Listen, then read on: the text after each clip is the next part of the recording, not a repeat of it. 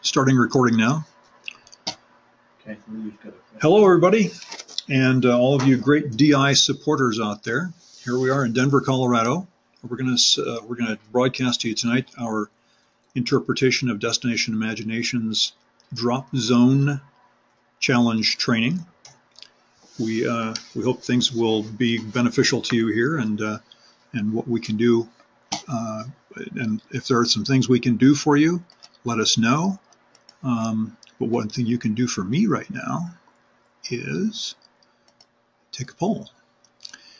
And we're going to select a poll here. And let's just answer a question. Are you new to Destination Imagination? And let's see here, we're going to launch that poll now. Did that poll come up on your screen? That's a yes? Yes. Okay, good.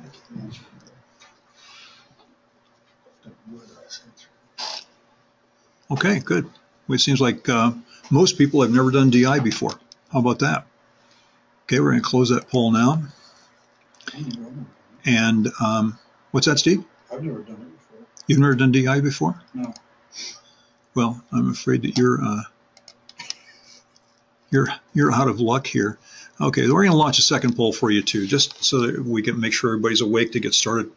I may bore you to death later on, but for now, let's find out if how we're doing here with the responses. And I've been reading the challenge. Teams met but not done much, and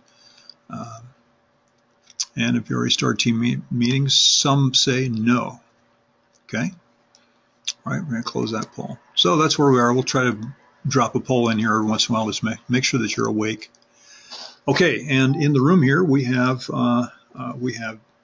Margaret Tezak and Colton Tapler, who are state challenge masters in Colorado along with me.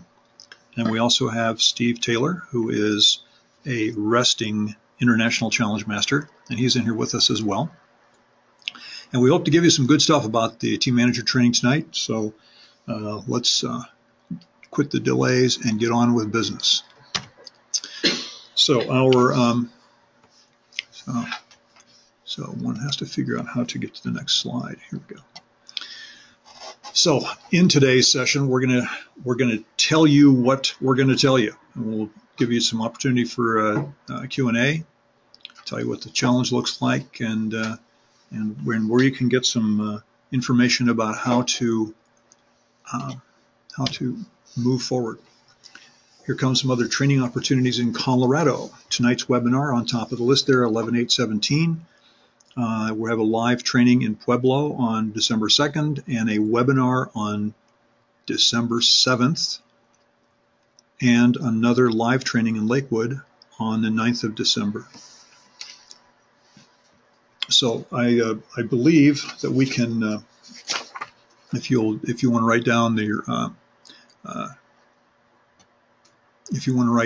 the registrations, you can, or if you will just email me, jsirko@sirko.com. That's spelling SIRKO. We'll get the stuff to you about webinar registration. Repeating the email address, jsirko@sirko.com. All right, so those are coming up here, and webinars are similar content to what we present live. It's a little different because we don't have really an audience to play to here, and it's a lot more fun doing this in front of a live audience than it is trying to do this in a sterile environment like this.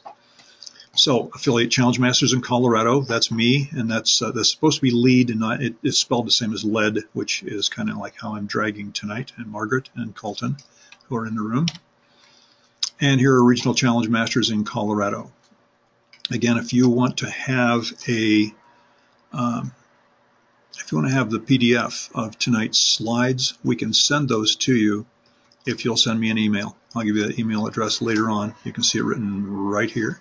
Let's see if I can get a little fancy thing going here. This little highlighter right here.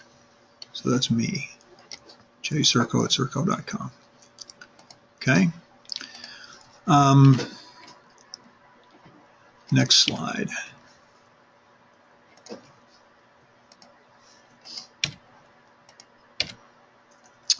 Okay. Okay. Okay, we want to thank you for, say that again. There we go. I want to thank you for putting time and effort into the DI process. We all believe in it pretty strongly. We get paid just about as much as you do, so it's a lot of fun. We enjoy seeing teams do great things, and we enjoy having some opportunities to experience what your kids are doing, and we appreciate your time. So kids are going to learn a lot doing this, and we think that among the things they learn are how to read a contract. And someone in the room gets paid to read contracts for a living. And success is a good thing. Obviously, when a team's structure holds something, it's worth celebrating. So I always like the ice cream and pizza thing when they hold the crusher board. I think it's pretty cool. And let the kids go.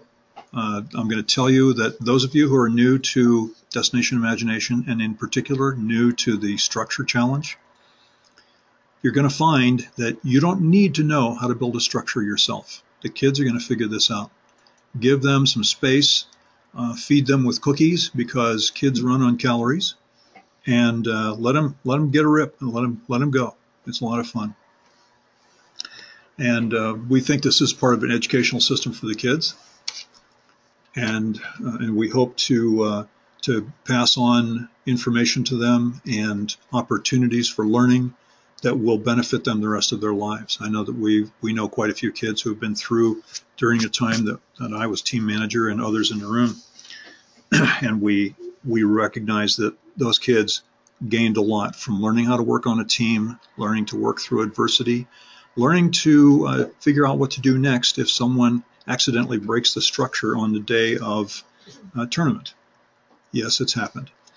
So the challenge overview is to build a freestanding structure that's going to be tested during your team's presentation time.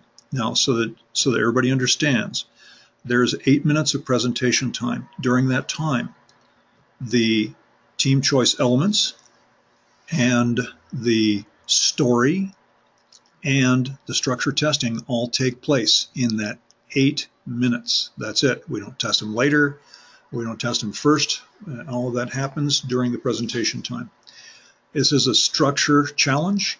Structures hold weight, and how much impact can it stand? How much weight can it hold?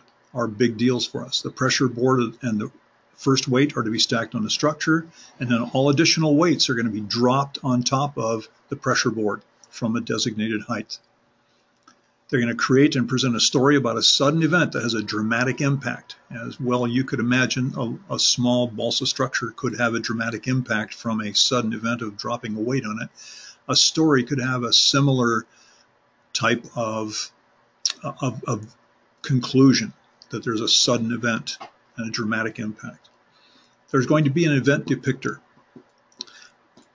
I know that when you see the event depictor here, you're going to think that there's going to be a lot of rules surrounding that event depictor. For those of you who've read the challenge, you'll find there's not a whole lot about it.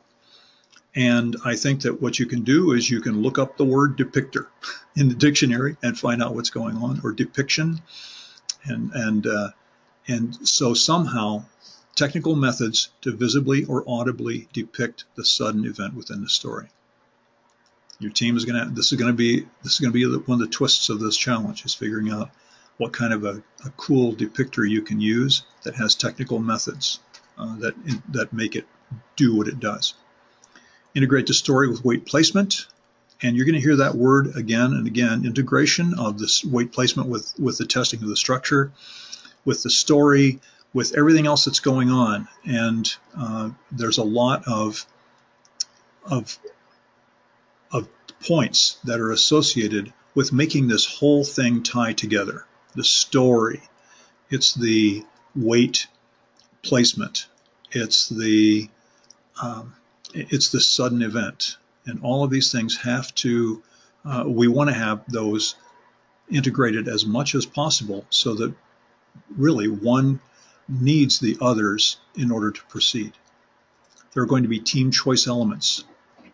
And we'll talk more about these later on, but they're team's interests, skills, areas of strength and talents. And the team will be limited to $150 of expense.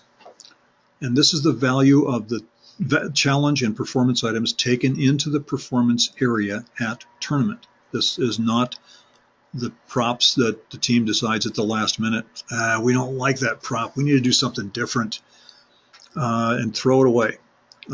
So it's what they drag across the launch line into the performance area at tournament that needs to have that $150 expense limit.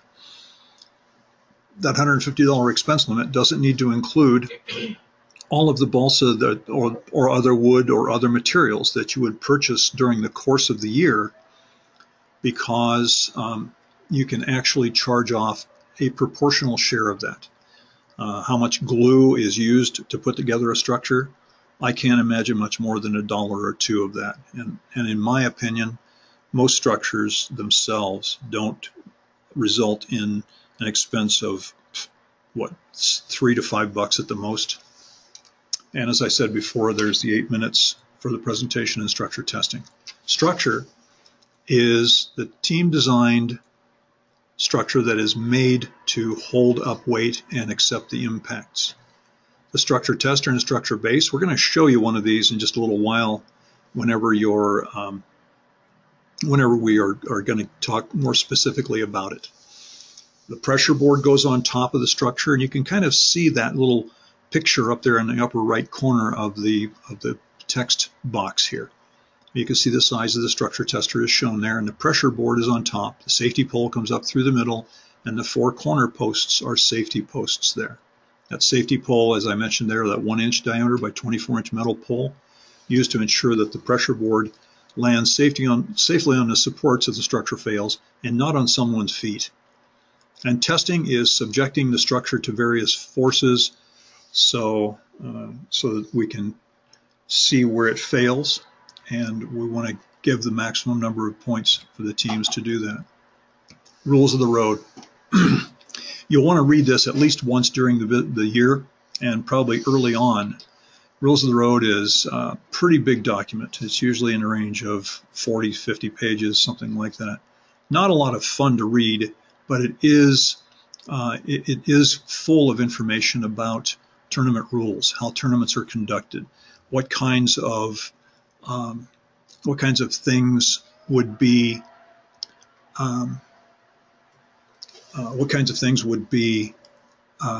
exempt from expense reports, things like that.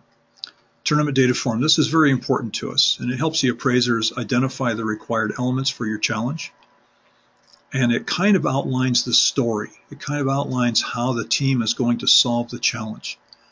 And it will help them also, helps the appraisers to get a feel for what's going on before they see it. Expense report. This is the report I talked about earlier. That is the costs of the items taken into the performance area. And then we have creativity, the extent that the team does something unique that hopefully we haven't seen before, because we love to be wowed about things like this. Integration, the extent that one aspect is reliant on the other aspects of the challenge.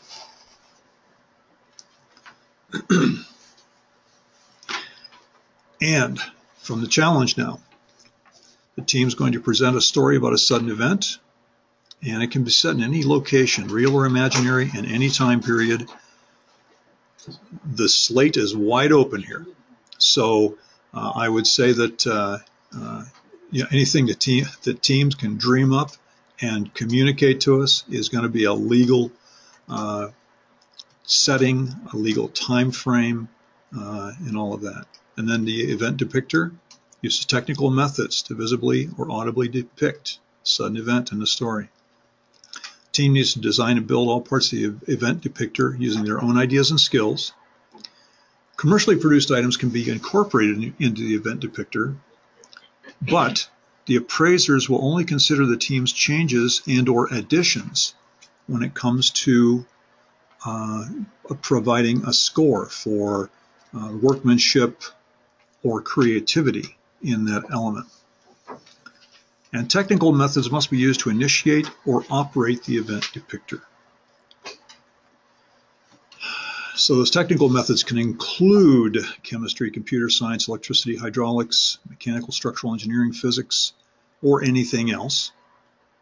And the team is going to get points for the technical innovation and technical design based on technical methods used or attempted. And then again, integrate the structure testing into the story. I think you'll notice that my screen has this slide pushed off to the bottom. So yours is not unusual. Mine is barely visible at the bottom, so that you know. Storytelling, beginning, middle, end, and the story is easy to follow. This is something that, you know, when as appraisers, we'll see a lot of solutions in a day. And if we're at Globals, we'll see a whole lot of these solutions in a day. So it's good to have a good, clean storyline that's easy to understand. And it's more creative when it's original or novel development of the storyline. We enjoy these.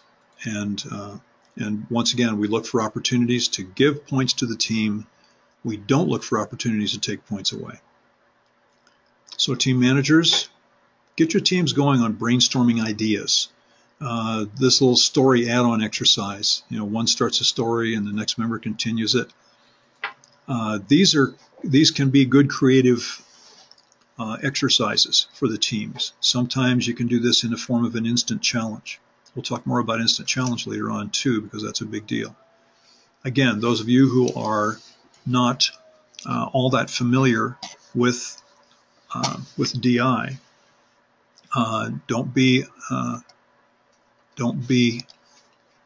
look at me trying to do something. I'm trying to multitask here. Don't be put off by all of the things we're talking about here. This is going to be a lot of fun, and the teams are going to carry you through this. Don't worry. So, and on these story add-ons, sometimes I know when we did this as a team, when my teams did this, sometimes the stories degenerated into the same place that they were before. So keep your teams on track so that there's no surprises or there's some creativity and something new happening every time. It's a good thing. Story scoring, creativity is story up to 25 points. Dramatic impact of the sudden event, up to 20 points. Integration of the story of the structure testing. You see the significance of this integration of the story and the structure testing. In perfect integration, the structure testing could not continue without the story moving forward, and the story moving forward could not continue without the structure testing. Think about that for a minute. Technical innovation of the event depictor, up to 30 points. So the team's going to need to work on this and come up with some ideas in order to get good points on that. Technical design of the event depictor, up to 30 points as well. So the total story, up to 120 points. A lot to think about. Okay, and you know, I think at this point Margaret is tapping on my shoulder and saying it's time for her to take over and do some more presentation. So hang on, here comes Margaret. You can just talk. Oh, no, just use this down arrow right here. Okay, perfect. All right, so the team choice elements is an opportunity for the team to show off or showcase their particular interests, skills, areas of strength, talents, and it's just what it is. It's their choice. It's not, basically this goes to the DI rule. If it doesn't say you can't do it, you can. So we are, we encourage them to do something that they're proud of, that they want to, that's unique to them.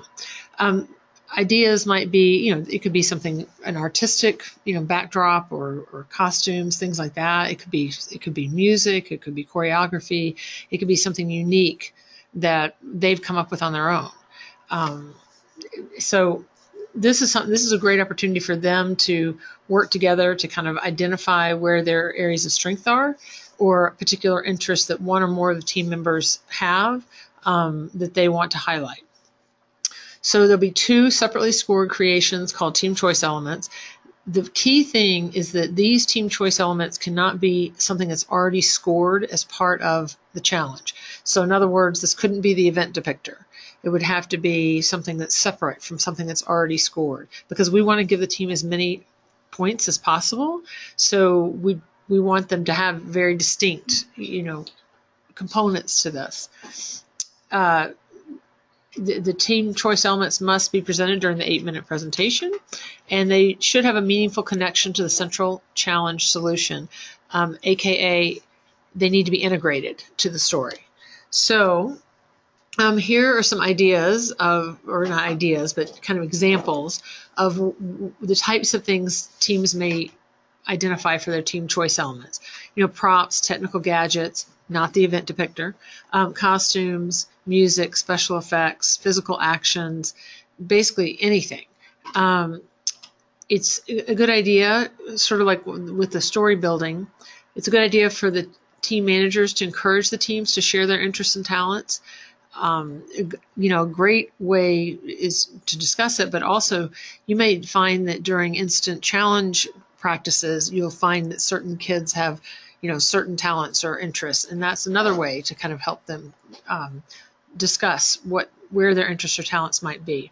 Encourage everybody to participate in the team choice element. It doesn't mean they all have to be part of it in the end, but it is good for them to all participate in identifying what their team choice element may be, even if not all the interests or talents will be formally appraised.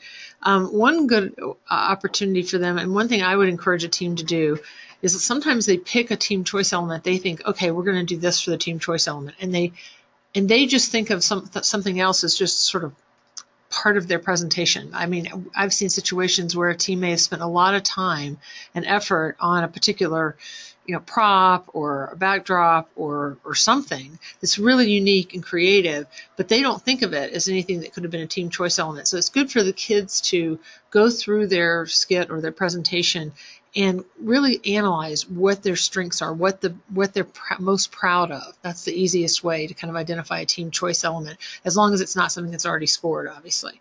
Encourage them to praise their own performance and uncover the gaps and finding overlap in scored items. So we can't emphasize enough, this should not be something that's already scored in the central challenge. However, it's hard for me to think of a good example of this, but it can be if it's a single distinguishable part of a required item and they can really clearly identify it as a separate distinguishable part, it could be scored as a team choice element. I'm trying to think of one we've had. I mean, it's such a fine line that the problem is, and the reason I would discourage it is it's very difficult for the appraisers to really distinguish. And if it's difficult for the appraisers, it's hard for the appraisers to give them the maximum number of points for both items. So it's really important, I think, to make it very clearly distinguishable.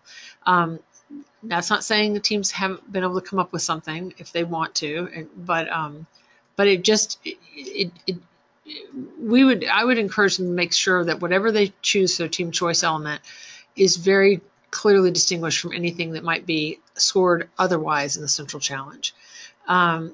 They may present both elements simultaneously, provided that each can be evaluated, identified, and scored separately, and it must be evaluated as a standalone item. So have them really consider that. We've had one of the greatest challenges that we've had with appraising is having the is situations where the teams have sort of muddled the two, and I just have watched appraisers sort of struggle with trying to understand how they were distinct, and then also struggle to figure out how to score those. However, once they figure out what their team choice elements are, they are scored on creativity and originality, quality workmanship and effort, and integration, the meaningful connection to the presentation. So those are three different areas where they can gain points. They're not crossing over. So let's say they may have something that's really original, an original dance, for instance, something that they haven't copied from something else. So that they may be able to get the more original something is, the more points they'll get for originality and creativity. Quality, workmanship, and effort. You know, they may have something that's really original and creative, but if they haven't, if the quality or the effort that's obvious is not necessarily as great as the creativity and originality, they won't get as many points for the quality, workmanship, and effort. So in the integration, we can't emphasize enough integration, integration, integration. Everything in the whole presentation should be integrated and connected to each other so that you really can't have a complete presentation without all the sum of the parts. I think it's Colton is going to talk about the structure specifications.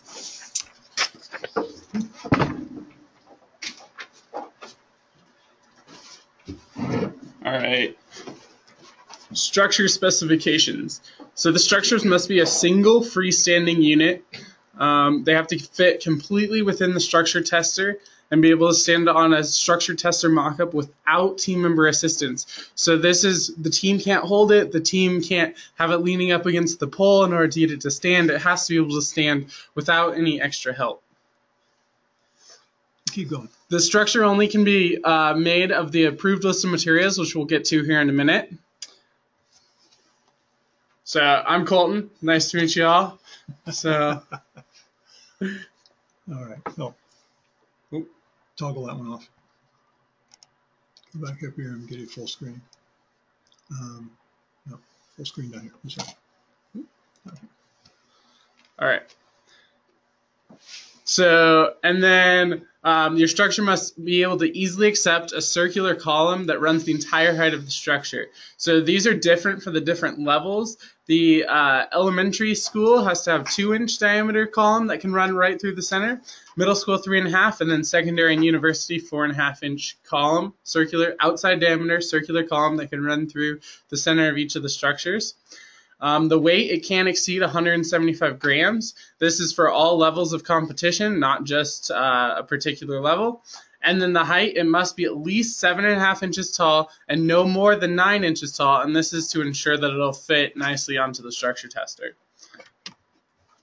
So the structure materials that are allowed are wood, a natural substance found on the bark of any tree. It must be 100% natural wood. It can't be other forms of not wood, so like bamboo, man-made substances. You cannot have commercially made laminates. However, you can use team-made laminates. So that's an alternative to being able to still use laminates.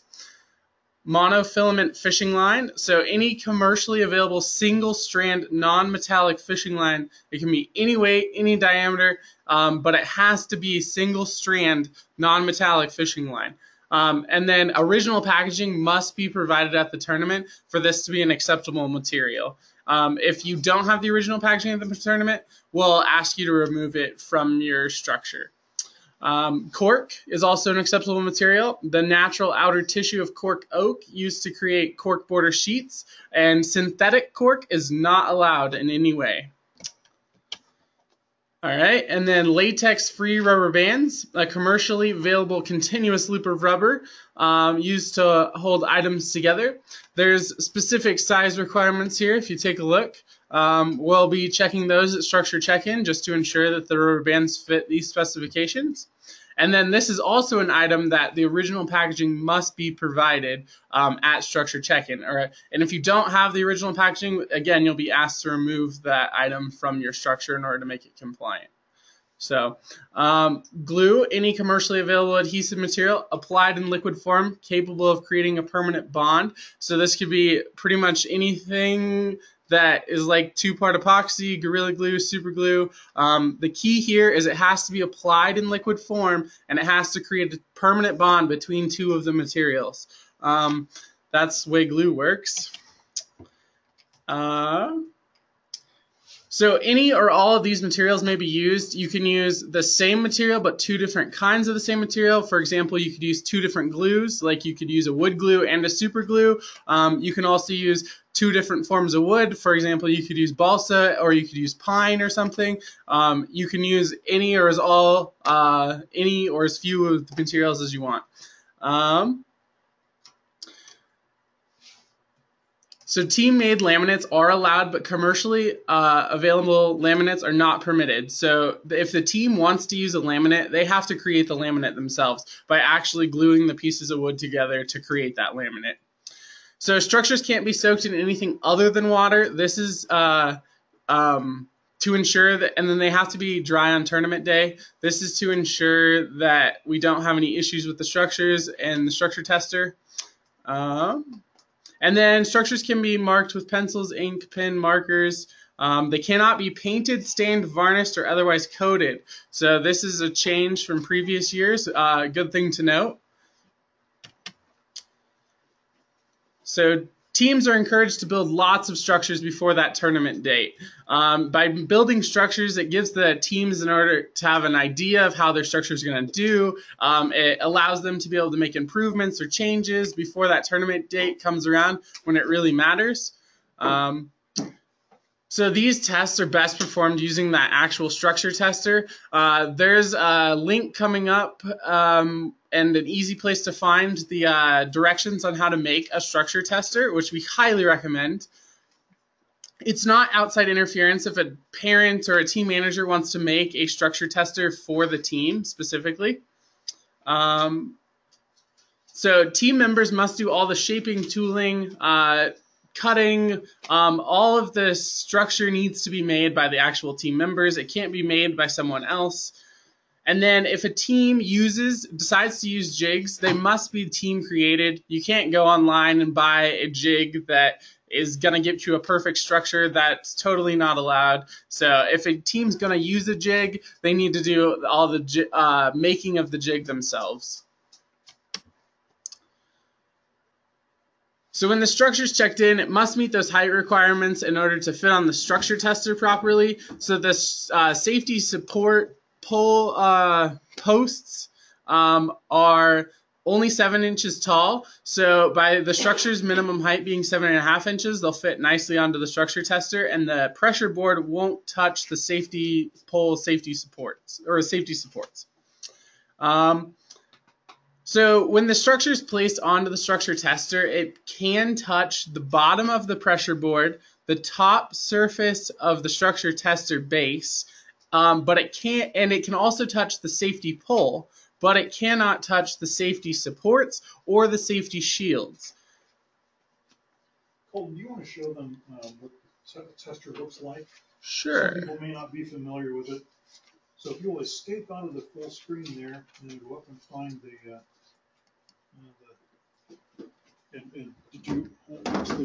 it's the camera that has the yellow icon. No, not the yellow one, that's you. Oh, that's the other one. The other icon is right next to it. There we are. Okay. Very good. And I'll just I'll give you. You can talk through just talk through that stuff again and tell people about what this is a structure tester base. I'm Jim Circo. So am I showing up on screen? Yep. I'm not a litigator. TV or anywhere else. So the structure has got to be placed over that center pole in order for it to be compliant. And then the structure can only touch the bottom base of the tester base, and then it can only touch the bottom surface of the pressure board. Here's our sample structure. You're good. Put it on here in choppy fashion, okay? So this could be a structure. Please don't think that we're going to be providing, or you're going to be providing, a PVC structure at tournament, but this is what one would look like. I wonder if people are able to hear me. So structure goes on there first. So, and then after the structure's been placed, you're going to place the pressure board onto the structure tester. All of our pressure boards here in Colorado have the top clearly marked in order for the team to be able to know that that's the top. Place it on there correctly. So the pressure board can actually be placed on there in any orientation. So it could be twisted to the side, or it could be placed right on square. It doesn't really matter either way. And then the structure can't touch any of those safety supports or the safety shields. So, and then after that pressure board's placed, yep, sorry. Okay. After that pressure board is placed, then you'll place that 10-pound weight, the initial 10-pound weight.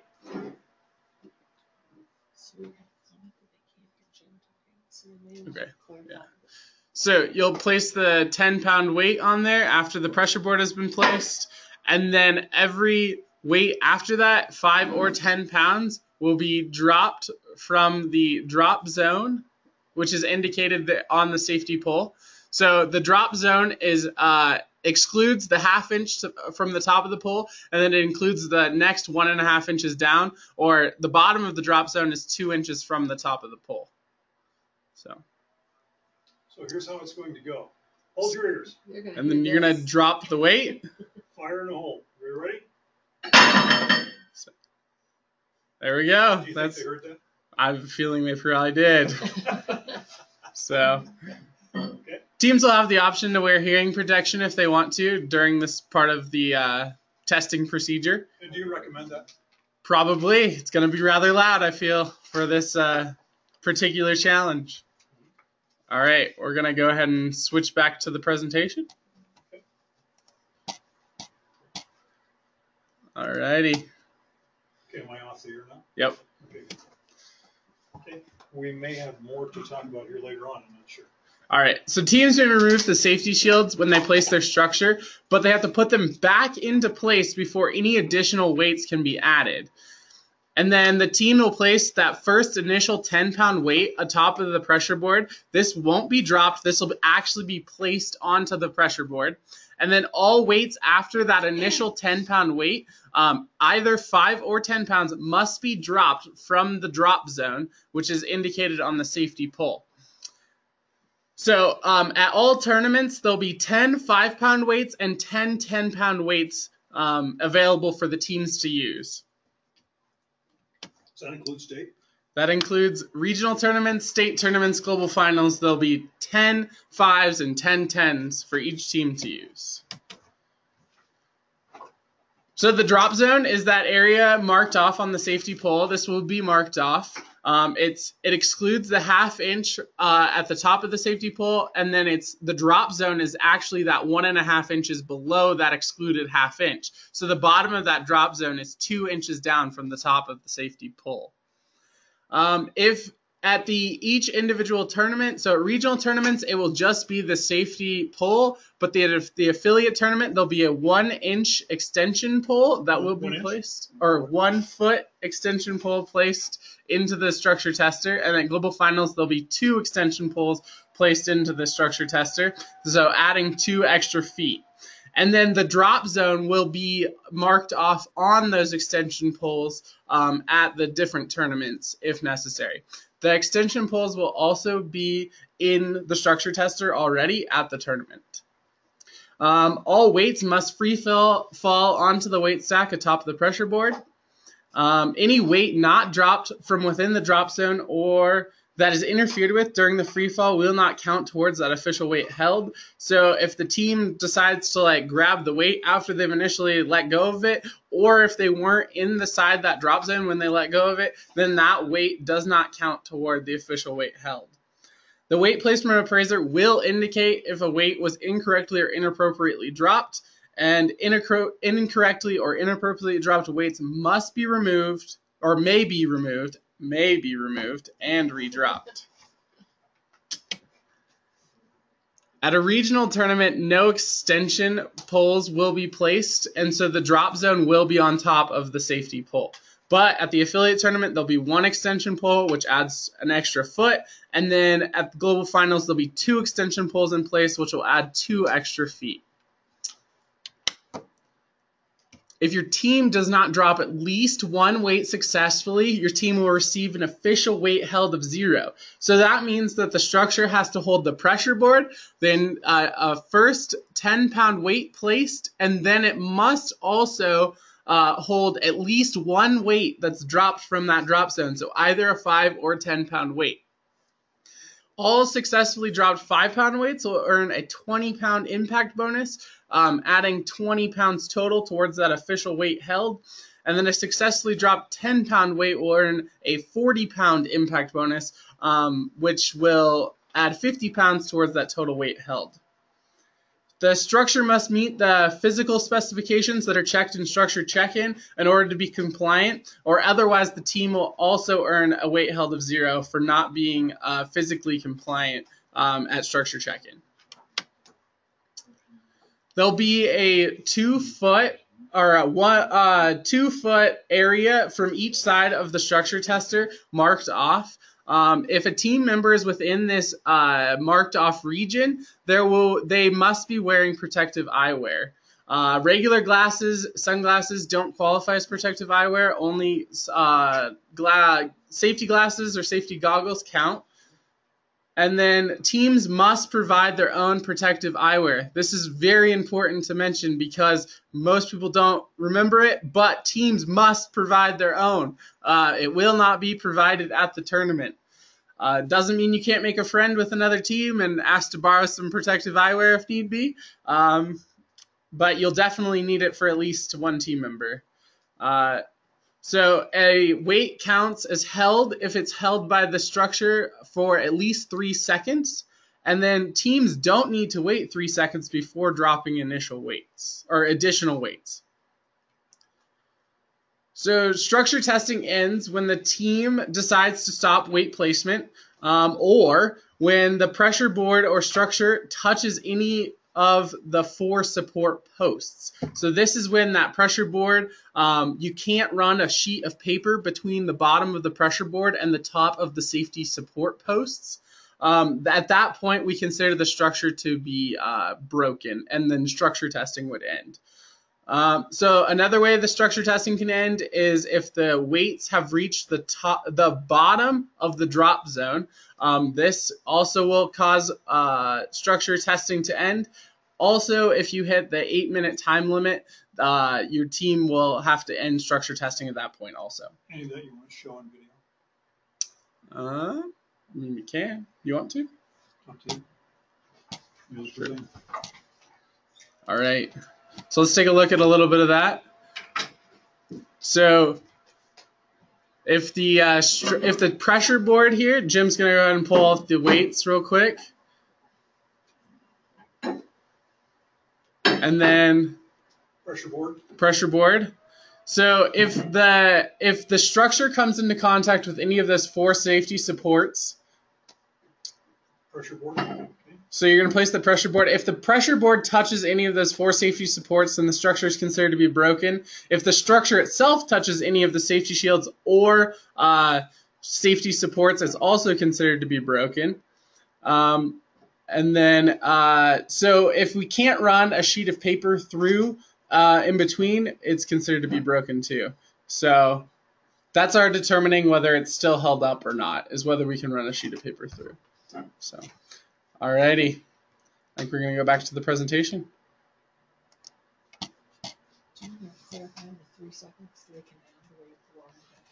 Yeah. So you can add and drop more weights or weights. Where are we? Here we go. So a team, if they so desire, can drop weights faster than that 3-second count to determine whether the weight was held. If a team decides this, the weight placement appraiser will be counting 3 seconds for each weight. If the structure breaks before the weight placement appraiser has counted to the top of the weight stack for 3 seconds for each weight, then at whatever point the structure breaks, the weight placement appraiser will place a piece of paper underneath the weight in order to indicate that only the weights below this point have counted.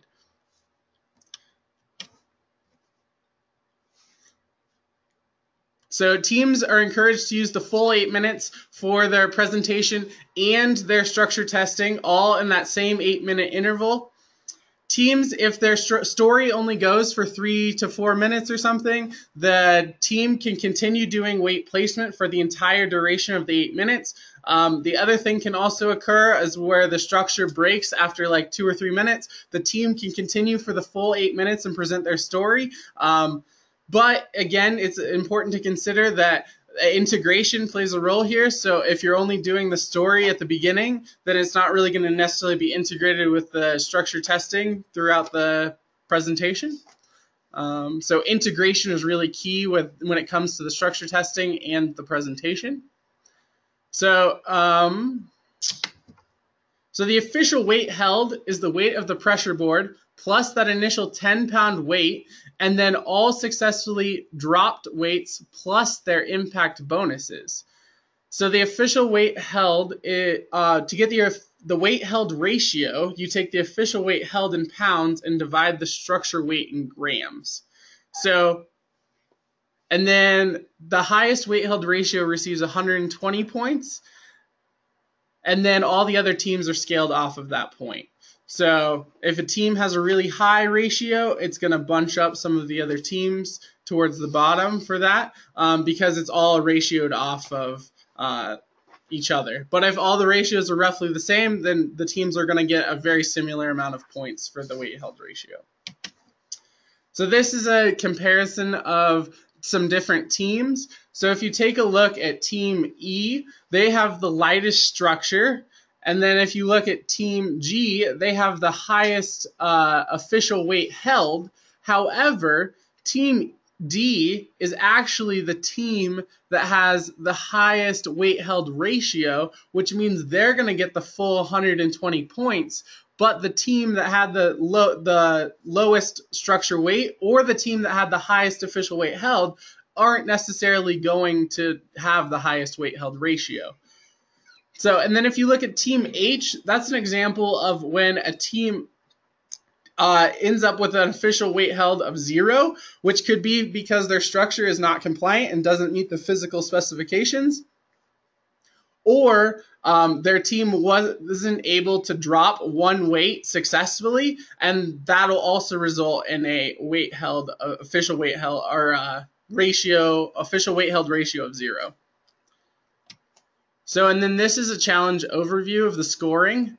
So the central challenge, 50% of the score is for the story, and 50% of the score is for the structure's weight held ratio. And then at the end of the day, on tournament day, putting it all together, we have 25% of that overall score is the instant challenge, and then 15% are the team choice elements, and 60% of the central challenge is the rest of it, is that 60% for the central challenge. So on tournament day, your team will end up arriving at the tournament site. You'll probably want to arrive at least a few hours early in order to let the teams wander around, see some other teams, to get their bearings a little bit, see the way the presentation site's set up. So at structure check-in, this is done 1 hour prior to your team's presentation time. The reason it's 1 hour is to make it equal for teams that present in the afternoon and make it equal for the teams that present in the morning. We wouldn't want the teams in the afternoon to have all day to try and make their structure compliant. So we just make it 1 hour for teams. You'll want to be at structure check-in 1 hour prior. And if your team's structure is not compliant, they'll have that full 1 hour in order to try and get their structure into compliance in order to actually be able to compete. And then in the prep area is 20 minutes prior to your performance time. This is when you'll want to bring all your props, all your paperwork, everything, bring all your team members, and you want to be in that prep area 20 minutes prior. In the prep area, they're going to go over safety concerns, make sure all the paperwork's in order, go through just general things that team needs to be aware of for their performance. And then the teams are going to do their performance. That'll be 8-minute performance. And the structure testing and the performance and the story and all that all happens in that 1 8-minute time period. And then there'll be a Q&A with the appraisers afterward. That's typically about 3 to 5 minutes, and this is the time when the appraisers ask questions. They want to know how things might have worked if things didn't work on stage. This could also be the time when team members can share how much effort and energy they've put into things and explain like the process that went into making different items. And then really at the end, it's time to celebrate, because just by having a solution and presenting at the tournament is grounds for celebration. So, and whether your team moves on or not, it's a great time to celebrate and enjoy the experience and take away all the things you've learned. So this is a typical layout of a presentation site at the tournament. So there'll be a structured check-in area. Sometimes it's in the same room, sometimes it's in separate rooms, but there'll be a structured check-in area. You will want to be there the 1 hour prior. And then the team will have, and then there'll be a prep area that'll be right close to the launch pad or the launch line. And then the team will have 20 minutes, want to be there 20 minutes prior to the presentation. And then when the appraiser says, team, you may begin, they'll want to drag all of their stuff across the launch line into the presentation area, which will be a minimum of 16 feet by 16 feet. And the team will do their presentation. There will be power provided. But the power cord will only be provided to the edge of the presentation area. So it's a good idea for team members, if they're going to use electricity, to bring their own extension cord, because we can't guarantee that it'll be provided any closer than just to the corner of the presentation area. So the structure tester and the weights will take up a portion of that 16 by 16 foot presentation area. And then when the team's presented, they'll go ahead and move all their stuff out. At that time, if parents and team managers want to help move all of the props out, that's perfectly okay. But the team managers and parents can't do anything. They can't do repairs. They can't help the team fix things. That's all up to the team. But parents and team managers can help move things off, because we are on a tight schedule with the tournaments. Is this the way all presentation sites will be laid out? This is not how all presentation sites will be laid out. So the tester base and the weights could be at in any place within that 16 by 16 square. Typically, it's probably in the most inconvenient place for teams. It's exactly where you don't want it to be a lot of times. So every presentation site is going to be a little different, but this is just kind of a general layout of the way they typically are. Any hints for teams when the presentation site might be in a gym? So to help the appraisers really get the most out of what the team is doing. Counselor, you're leading the witness. I am. So a lot of times for the structure challenge, we have the good and the bad that were placed into gyms. Sometimes it's really hard for the appraisers to actually hear. So it might be good for teams to try and speak up during their presentation. But it's totally up to the team again at that point. So, but it's something to consider is that you want to try and take in all of the presentation site and be ready for anything, because it can really be anything on tournament day. So, and then here's, in Colorado, we have all of the presentation sites marked off, but sometimes they're not. So, and sometimes you'll have more space than the 16 by 16, but it is a minimum of 16 by 16 that your team will be provided. So, and then teams may not move or adjust the tester base, and a single 3-pronged AC power cord will be available, but again, only to the edge of the presentation area. So if your team needs it beyond the edge, they need to bring their own extension cord.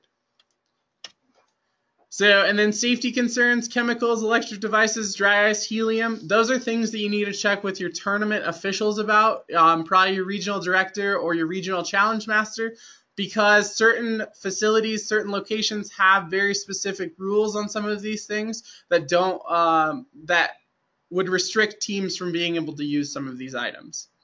Most schools have a no weapon looking props, because most schools have a zero tolerance policy, and most of our tournaments are housed in schools. But again, that might be something to consider talking with your officials about. Proper eye protection must be worn when the team members are within the 2-foot safety zone. This must be team provided. Again, it has to be team provided. There will not be any provided from the tournament officials. Team members may choose to wear hearing protection. It's totally up to them. We are recommending it because it's going to be really loud, most likely, for the team members that are actually dropping the weights.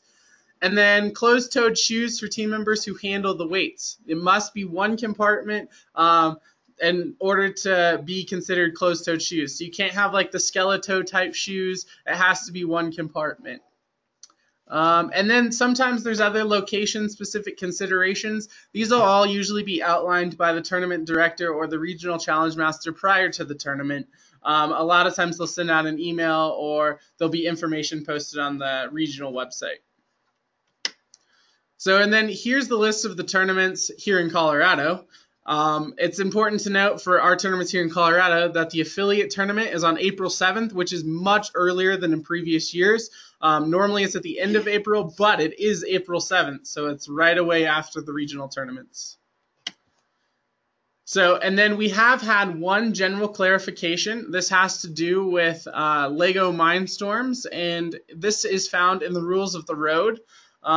Please take a look at this. This can be found on the destinationimagination.org website. It'll be a good idea in order to take a look at this before the actual tournament for teams.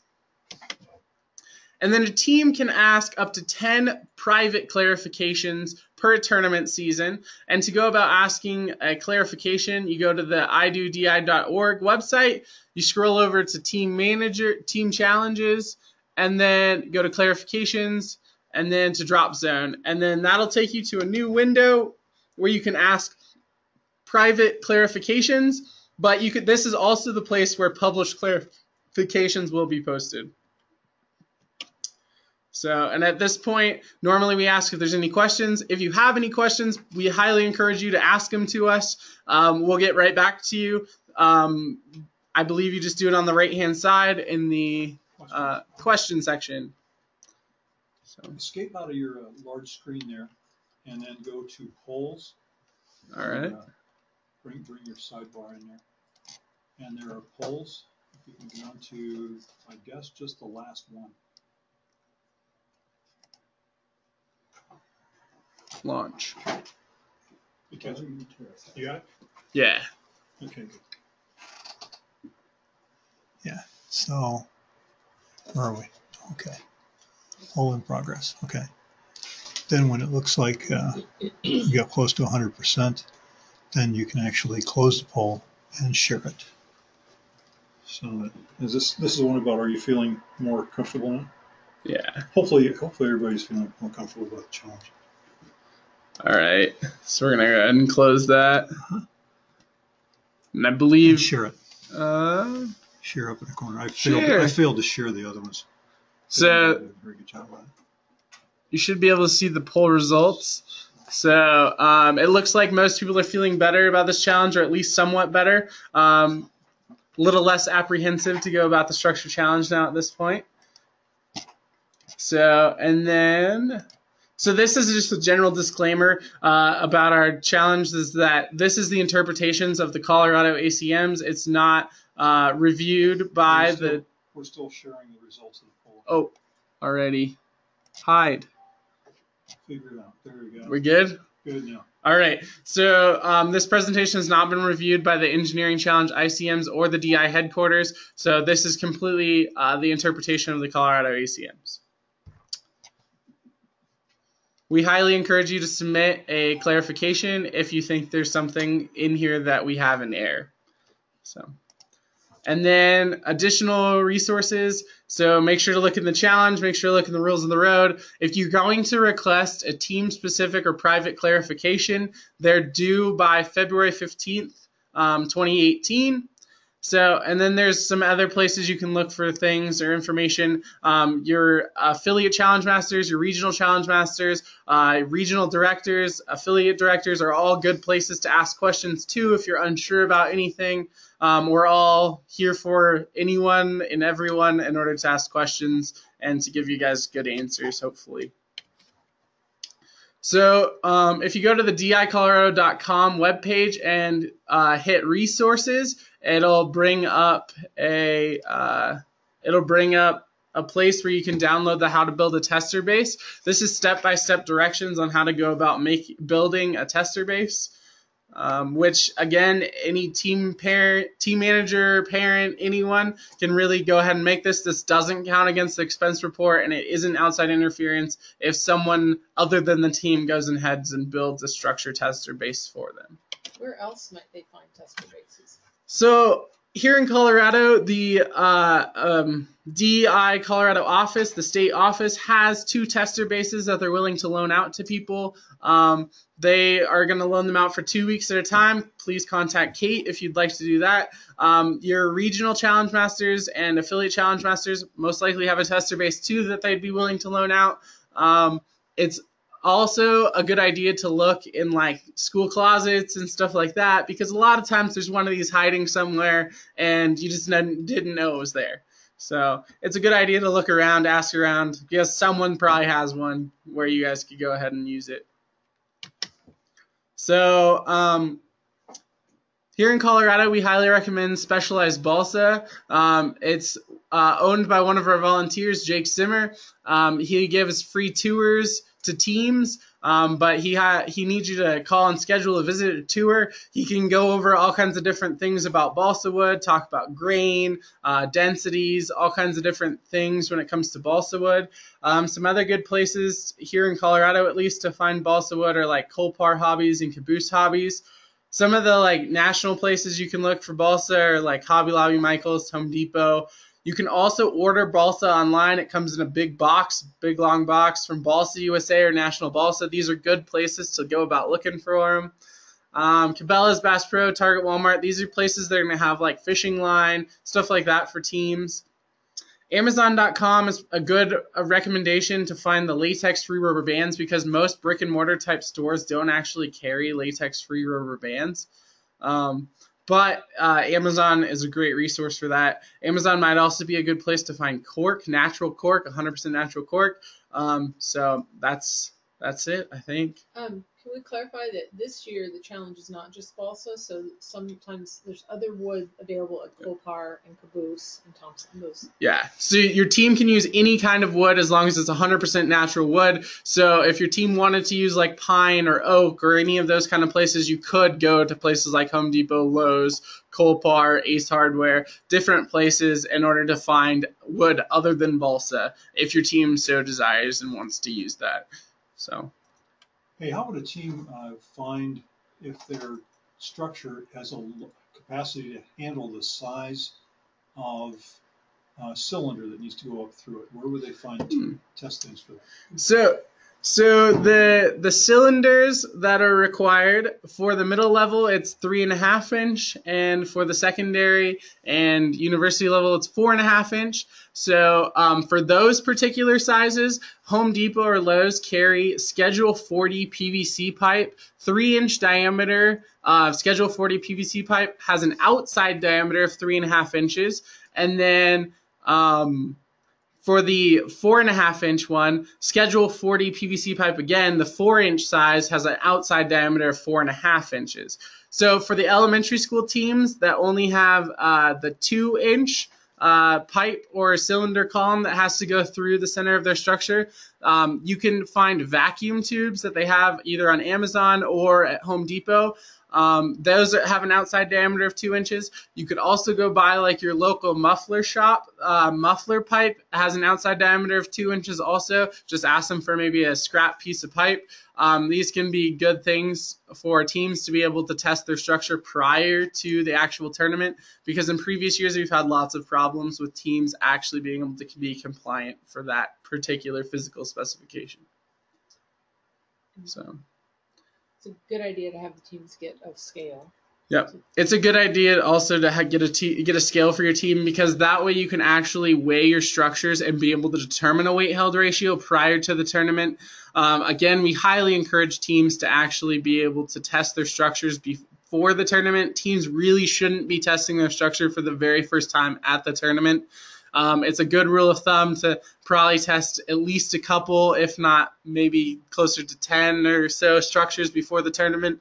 But I think that's about it. Does anyone else have things to add?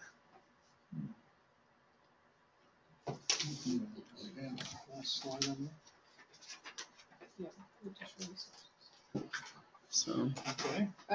If you can attend an in-person team manager, then maybe might be a better opportunity for dialogue, and they can always reach out to us. Yeah, you can always reach out to us with any kind of questions you have. But like Margaret was just saying, that attending an in-person training is a lot of times much better, because there's interaction between the presenters and the people there asking questions. So sometimes that works better and is better for people. We highly encourage you to show up to a live training if at all possible. So. Is there going to be anything really different at a live training than you've got here? Not really. I mean, most of the live training and the webinar are going to be very similar. The only difference is that people are able to ask questions right then and there, but we're trying to do that the best we can here too. So if you have questions, please go ahead and ask them to us. We can get back to you right now. You can also send us a quick email, and we can get back to you then too with any kind of questions you might have. So here's our email addresses: Jim Circo, Margaret Tezak, and myself, Colton Tapler, if you guys have any later questions that you need. Oh, yeah. So once we finish this, Yeah. we'll post it so they can go back Yep. and refresh So- their memory. So we'll go ahead and post this webinar onto YouTube if you want to go back and refer to things or take a look at things. If you also want to pass it on to a team manager who hasn't been able to attend a live training, it'll be available on YouTube for you to go back and review. The link will be on dicolorado.com. I believe that'll be, or you can go ahead and email Jim Circo and he'll go ahead and send you the link if you're interested. All of this material can be shared with the teams without any issues. So we highly encourage that you actually do share this with the teams, because sometimes just seeing someone present all of the material and explain what's in the challenge really helps the teams out. So, Good questions. Okay. all right. Anything else? Anyone got anything else? Any questions? Well, we I can't believe we don't have any questions. finished up here a little earlier than I thought we would. So All right. good job. All right. Okay. Thanks, We'll keep our line open for just a short while in case you want to get an additional question sent in to us or something like that. For now, however, I think that we are going to sign off from Denver, Colorado. And you have the email addresses here. If you care to get hold of any of us, we can hopefully get things going for you. And we appreciate your involvement in DI and doing this for the kids and for yourself too. It's a lot of fun, it really is. And we appreciate that. So keep up the great work and contact us if we can help you in any way. Meanwhile, if you want that link to the YouTube, any one of us will have that. So we'll get that hopefully posted to YouTube by tomorrow or the next day at the latest. All right, well, good night from Denver, Colorado. Bye now.